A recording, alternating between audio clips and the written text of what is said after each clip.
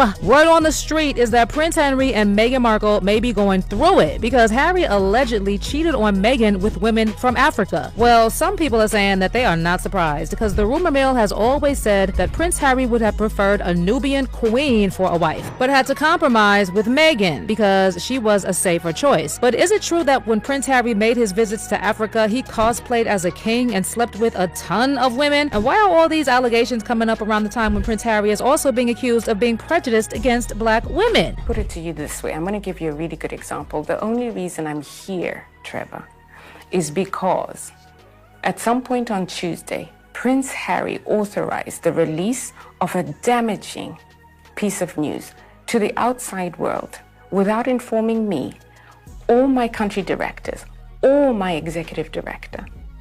And can you imagine what that attack has done for me, on me, and the 540 individuals in the Centre Valley organizations and their family? That is an example of harassment and bullying at scale. And so if the world didn't want to believe that there's such a thing as bullying, this unleashing of the Sussex machine on me and the 540 employees at Centre Valley who received this and have had to defend it. By the way, when you say the Sussex machine, what are you talking about? The PR machine that supports Prince Harry's efforts. The only way we discovered of his decision was through the Sussex machine activating newspapers.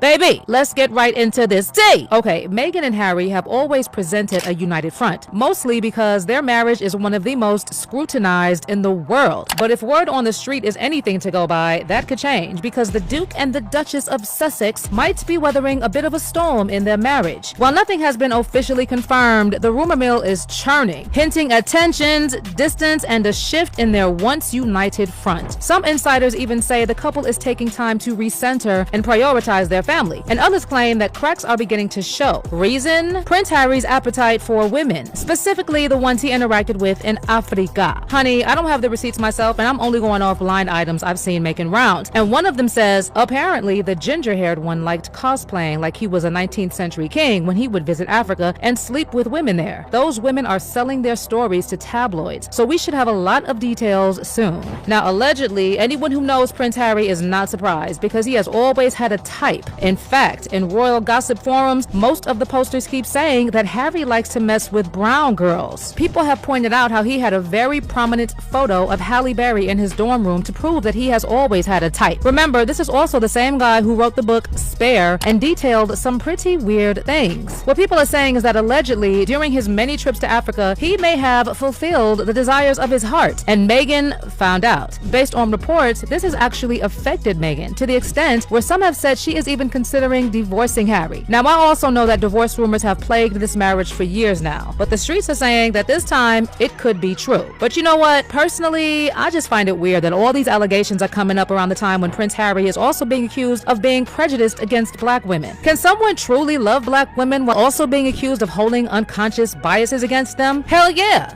of course they can. Like, how does this even work? Or is his PR team merely trying to shift the conversation about being prejudiced? Honey, y'all have probably seen the drama surrounding Prince Harry's departure from the African AIDS charity Centebel he founded with Prince Seeiso of Lesotho as the organization's black chairwoman went public with claims of prejudice. The two royal friends established the organization in 2006, saying they wanted to help young people in Lesotho and Botswana living in poverty and caught up in the AIDS HIV crisis. But Harry and Seeiso recently quit, and they described their decision to leave Centebel as devastating, but said that their relationship with Sophie Chanduka had broken down beyond repair, creating an untenable situation. In a joint statement, Prince Harry and Prince Seeiso said, "What's transpired is unthinkable. We are in shock that we have to do this, but we have a continued responsibility to Centebel's beneficiaries, so we will be sharing all our concerns with the Charity Commission as to how this came about. Nearly 20 years ago, we founded Centebel in honor of our mothers. Centebel means forget-me-not in Sesotho, the local language of Lesotho, and it's what we've always promised for the young people we've served through this charity. Today is no different. With heavy hearts, we have resigned from our royal roles as patrons of the organization until further notice, in support of and solidarity with the board of trustees who have had to do the same. It is devastating that the relationship between the charity's trustees and the chair of the board broke down beyond repair, creating an untenable situation. These trustees acted in the best interest of the charity in asking the chair to step down while keeping the well-being of staff in mind. In turn, she sued the charity to remain in this voluntary position, further underscoring the broken relationship. They went on to thank the trustees for their service over the years and added they're truly heartbroken they've had to follow through with the act, and although they may no longer be patrons, they will always be its founders, and they will never forget what the charity is capable of achieving when it is in the right care. But right after saying this, Sophie Chanduka hit back and actually presented herself as a whistleblower, saying that she had been guided. This is the story of a woman who dared to blow the whistle about issues of poor governance, weak executive management, harassment, misogyny, misogynoir, and the cover-up that ensued. She also said that she filed a lawsuit in the High Court of the UK, where the nonprofit is registered, and threw a couple of more jabs at Prince Harry and his alleged prejudice. Child, Sophie did make some pretty serious allegations about Prince Harry, which basically contradict the assumption that his type has always been black women. So again, this has left people wondering what exactly is going on. Like, does he hate black women, or did he cheat on Meghan with them? Well, there's even more tea, because allegedly the royal family is not concerned about what is going on with Harry, and they have made this pretty clear. Like, remember just before the Queen died and it was announced that the Queen's health had declined, the entire royal family confirmed they were racing to her side. That included Prince Harry and Meghan, whose spokesperson released a statement saying that the Duke and Duchess of Sussex were en route, until their spokesperson announced again that Harry would be going alone. Harry and Meghan were scheduled to attend the Well Child Awards in London, but after the announcement that Queen Elizabeth's health had taken a decline, they canceled their appearance, and Harry embarked on a plane solo from London to Scotland. At the time, royal expert Katie Nichols said that an invitation to join the family at the estate was not extended to Meghan.